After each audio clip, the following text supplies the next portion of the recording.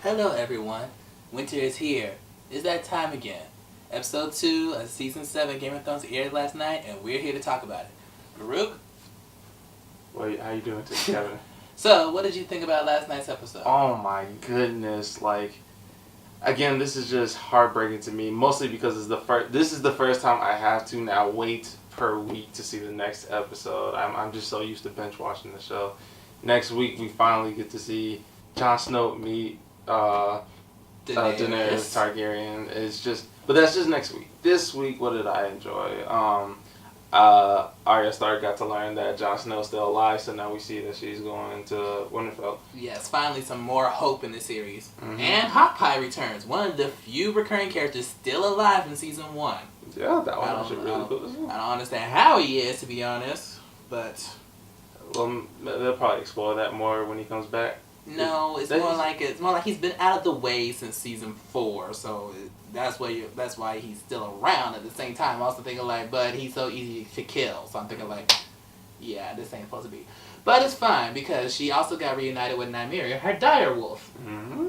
Now the thing is, from the book, she actually knows that her direwolf is still alive because she can actually warg into her. Kind of like Bran Stark. And Jon Snow could do it in the books too. Do you think they'll be able to do that before? No, okay. I think that's a change that they took out from the show.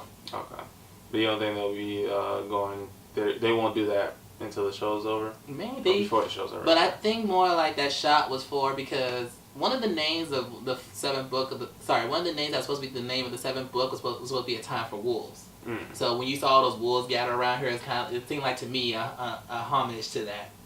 So let's see how it goes. But Arya Stark, you're definitely one to look out for this season.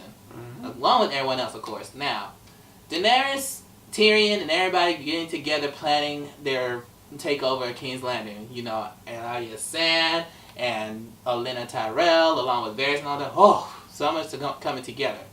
So for you people to know out there, it's like a checkerboard or a chessboard that's being made because they're going to use Westerosi soldiers to take out the city surrounding King's Landing. Meanwhile, the Dothraki and Unsullied are going to take out Casterly Rock. Speaking of which, how did Tyrion know that they killed Jaime's daughter? It's speculated that, in Game of Thrones, nothing's secret. No, everything seems to spread somehow.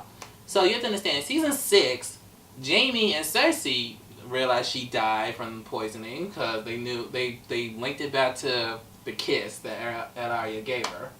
So I think it's from there, and also I just feel like Varys found out. How do you think? Huh? How do you think he found out? He's the spider. He finds out about everything from whispers and all that.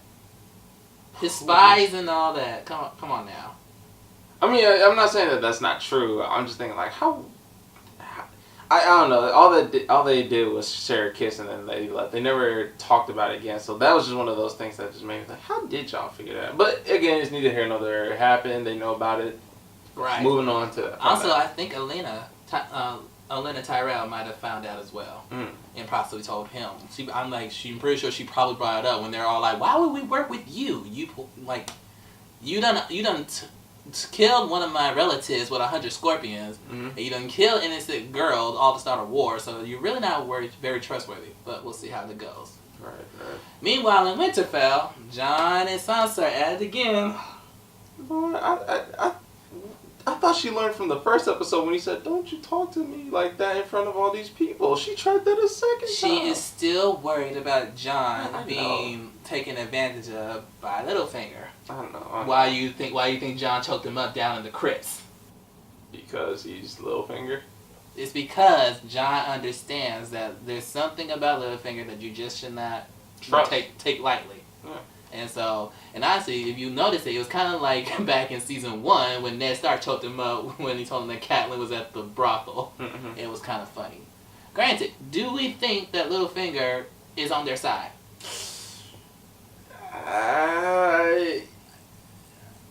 It's hard to say. I want to say no. He's just doing what he knows he has to do today to get what he wants tomorrow. But he still doesn't want to lose Sansa in the process. No, but that doesn't mean that it's one of those things to where I don't think Sansa's going to die at all. I think she's going to survive I personally think she's going to survive to the end. Me personally. but I don't think that. I think he's gonna die. Me personally, Littlefinger? Yeah, he's definitely gonna die some way or another. He's too slimy to survive this to the end. There's no way. So, will he get Sansa? Please. That's not in my opinion, even in the cards. We don't even have to worry about that. Oh. That's what I think. I just more wonder if he's actually an ally or just an undercover enemy. I still gonna say undercover enemy. Really? Yeah, it's one of those things to where if you're the undercover enemy now, then maybe you're the ally at the end, but you're the ally now. So I feel like the tables are going to turn towards the end. If that makes any sense. It does, but still, I'm thinking like, oh Lord, it's all going down. So, Jon has recently vacated Winterfell to go meet with Daenerys, as you said earlier. Mm-hmm. And they got this idea because Melisandre was there to tell her about, I think you two are like the people in the prophecy that could fulfill everything. So that is one big thing to look forward to next week. Now, speaking of Jon, he received word from Samwell about the Dragon Glass and Dragonstone, which is one of the reasons why he's going. And Samwell's over there trying to treat Jorah Mormont of his grayscale behind his master's back. Quite frankly, I think he's going to succeed. Like, I just feel like that's how it's going to go. Was very... That kind of crunched my stomach when he had to cut his skin to get it. It wasn't that bad. We've seen more disgusting stuff in the show. We have, but something about body fluids gets. I don't know why. It gives me goosebumps. Okay, we saw even more disgusting body fluids in last week's episode. Remember the Durgarty work he had to do? Him cleaning shit is one thing, but just having dragon scale. Well, not dragon scale. Just grayscale. Grayscale. Yeah, my bad. But having grayscale all infected throughout your body and then cut it off and then it's yellow ooze. I don't know. That was just me. I had upset stuff. I just couldn't imagine having to sit through that pain of it all. Hey, but no, I feel like he's going to get cured at the end. I don't think he's going to die either. I don't think so either, but I don't think he'll get with Daenerys either.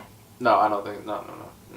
Okay, and finally, the end of the episode where the big old shit battles of Yara and Theon versus their uncle. Spectacular way to end the episode, by the way. Yeah, it was like a graphic Pirates of the Caribbean. No, it was not. I mean, I wouldn't know. But I was more talking about the fact that he took two people hostage that could pretty much turn the tides. Yara and Ellaria. Now, I feel like Cersei's going to get her revenge on them. I don't like Cersei. Nobody does. Nobody does.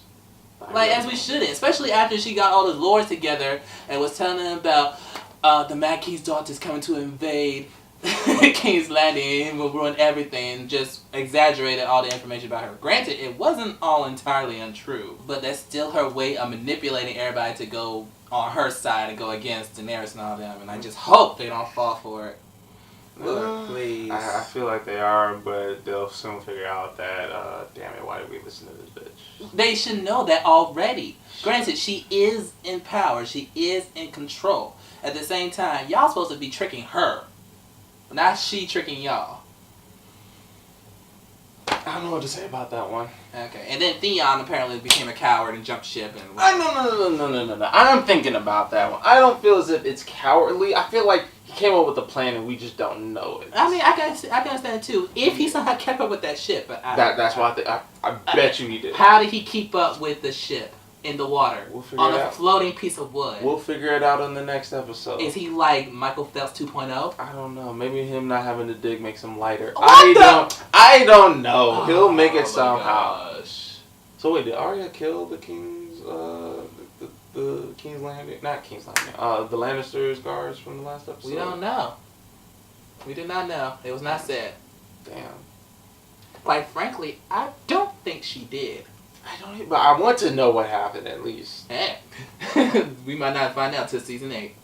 That was but let's also not forget, I'm ready to talk about Grey Worm and shit, what's her name? Where's it at? I think of Ramsay from Furious 7, unfortunately. I know that's bad, but what's her name? What is her name? She's so goddamn fine. Where is her name? Miss Sunday. That sounds like a damn second grader teacher. Miss Sunday. But it's a first name. I know, but Grey Worm and Miss Sunday. Oh my god. They consummated their relationship. That's all we need to say. No. Yes, that's all we need to hold up. We need to talk about No, we don't. Grey Worm's tongue work I'm not sure that's really appropriate. What? No. Because it's finally happened. I never thought that would happen. Even if we ain't got to talk about the sex, let's talk about the passion. Let's talk about the acting. She came in, and he actually, oh my god, I gotta do my Unsullied. As an Unsullied. This is somebody that doesn't show any emotion, but we always saw that he has something for Missandei. Yes. God, that sounds like a teacher. But do you want to call by her first name? No, I'll stay with Missandei. Sorry, her real name I meant. Nah. Missandei's cool. So we always knew that Grey Worm had a thing for Missandei, and for him to finally, explain to her, not just let her in, but just explore his feelings or to let it out.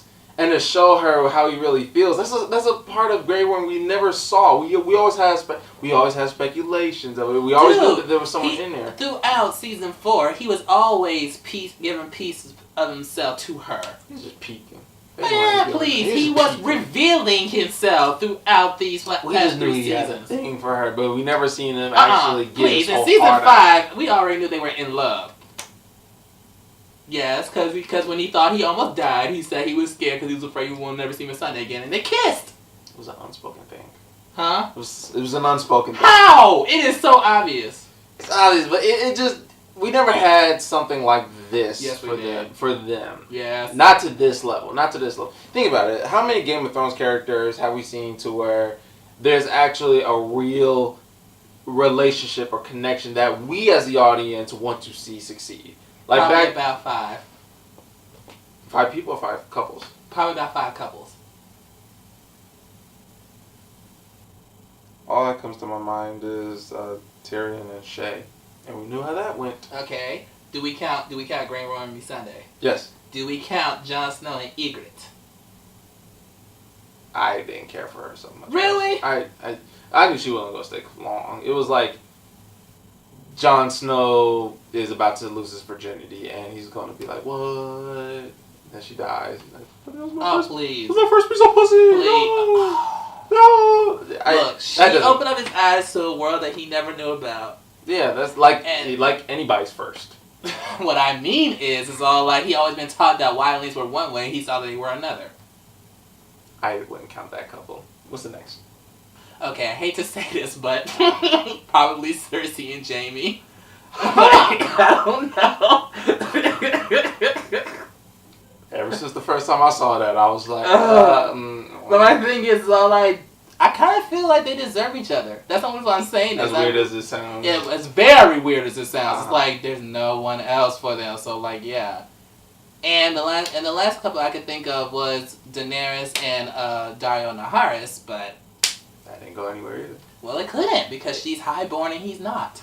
I actually wouldn't mind if she got back with Calgo if he stuck around. He's dead. I don't know if he stuck around for. But I did hear he was on set for this season. Jason Momoa was on set, but he's not. But unless it's like a flashback scene, he's not actually finna come back into the story. Unless that red woman just having to pass that. No, grade. it's been way too long. I knew you Aquaman now, so we're gonna bring you back somehow. In conclusion, amazing episode of Game of Thrones. Thank you guys. That wraps up our episode for tonight. Baroque, where can these people find you? Man, y'all can find me here on this couch all the time. Seriously, because it is my couch. It's a little sad. But if it's not my couch, you can find me on social media.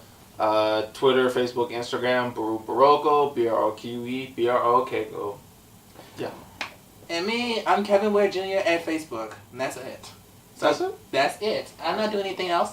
So thank you guys. Tune in again next week when we check out the 3rd episode where hopefully things get even better. It shall. And then once again, winter is here and we're so happy about it. Thank you everybody and good night.